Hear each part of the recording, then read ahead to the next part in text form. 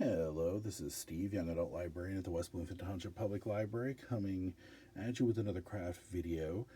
Today's craft video is going to talk about using cardboard and plastic to make a dispensing type machine. And I'm going to lift up my camera here so I can give you sort of a complete view. You can see that your bottle sits on top of a cardboard box. When you pull this tab here out a ways, it'll open a hole below where your bottle sits on your box, dropping things into the box, down a channel, and out the front here. And so, I was looking for some kind of cardboard craft to do, ran across something similar, but just as I just had to use what I had at hand, same thing you'll have to do. You probably won't find a box exactly like mine. You may not have a bottle exactly like mine, but hopefully the fundamentals will still be applicable to anything you have as well.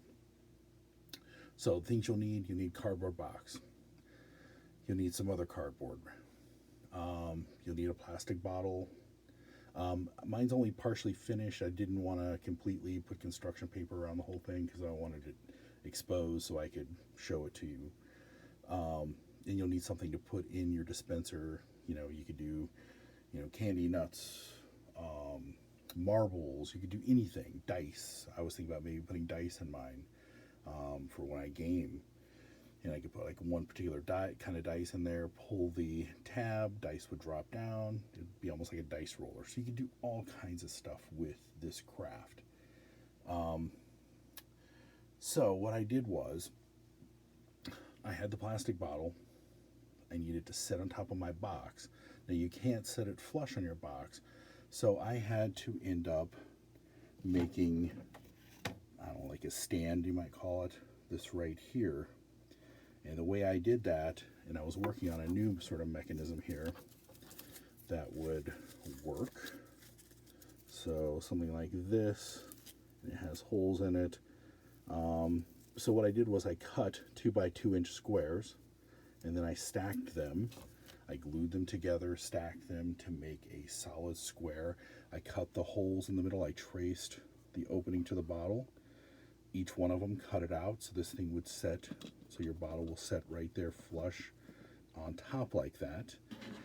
You're also going to need scissors. You'll need craft glue too if I didn't cover that. So that was my first step, making the pedestal that my bottle is going to sit on. So then I decided that I was going to make a sort of a pull tab opening. And if you saw my pop-up bookmarks, this was a technique I used there as well. So if you learn stuff from that video, as far as making a pop-up bookmark, you can translate that over to this project. But then once you pull the tab away a ways, you'll see that then it opens up a hole into the box, and what's in your container will drop down, and then to close it, you just push your pull tab back. That closes the opening and stops things from falling. Now I was very lucky with my box. I apologize for the camera this time, because you see where the track runs along the top. You see where I cut the slit into where it goes. Then I was fortunate because I found a piece of cardboard that had this V shape to it, a long piece. I was able to cut a chunk out of that so that when my object falls, it will fall into the track, come out the front.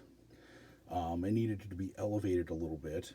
You will need to be elevated a little bit. So what I did was, I had some sponges I'd been using for other crafts. They'd only had water used with them. So I took one of those and I cut a notch where the V will rest on it. I cut a notch so that that V can rest down in the sponge, so when I put the glue on both of those parts, there was a good amount of glue coverage to set that in place. So it's stuck in there really, really sturdy. And then I put the craft stick down the middle, just so things wouldn't get stuck in the V, so it roll down better. You know, if you don't have this V-shaped piece of cardboard, you can just take a piece of cardboard and fold it. So that's easy as that. If you don't have sponge to give some elevation to your ramp, you know, you could use cardboard for that as well. Now, I was fortunate too that with this box, when you fold it, it has this shelf here. So that keeps pressure against my pull tab, you know, so it just doesn't flop on the inside of the box. So I was really fortunate. If I didn't have that, I could just cut a piece of cardboard across like this and down, almost as an insert inside my box, and then cut the hole out in the middle here. So you can think of a number of ways you could, you know, do that same sort of thing. But as I said, you know, my tab here rests on top of this shelf here, and that applies pressure to it. So I was really fortunate to find a box, and I'm going to lift this up out of the picture so I can close it again. So I was very fortunate to find a box that worked perfectly for this project. You know, and again, you need to just use what you find and put it into action. And let me close this up real quick.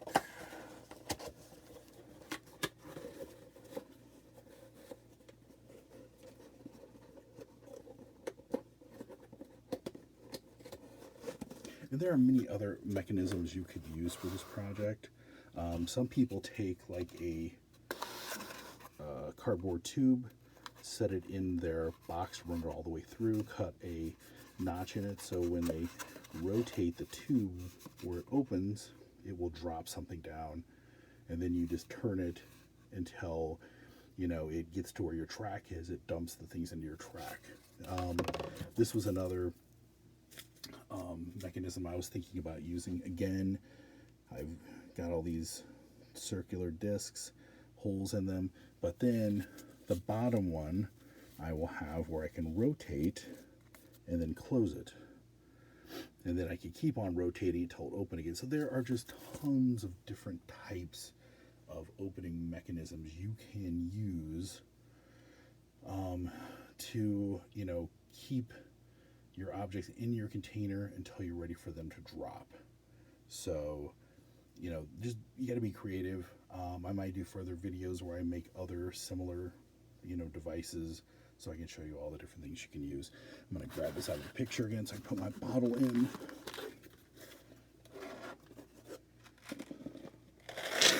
And then again, then you just put your bottle there. And like I said, open, hear the stuff falling down, drop some, open up your opening, and there your candy comes out, or whatever you have in there. So that's this video's craft. I hope you'll try it again. A lot of just fundamental principles that you can then take and make your own dispenser with what you can find. Like I said, I might do some further ones with some other kind of mechanisms. And again, this is a prototype. If I make another one, there's stuff I will probably change on it. But I hope you give it a shot, and I will see you soon. Thank you. Bye-bye.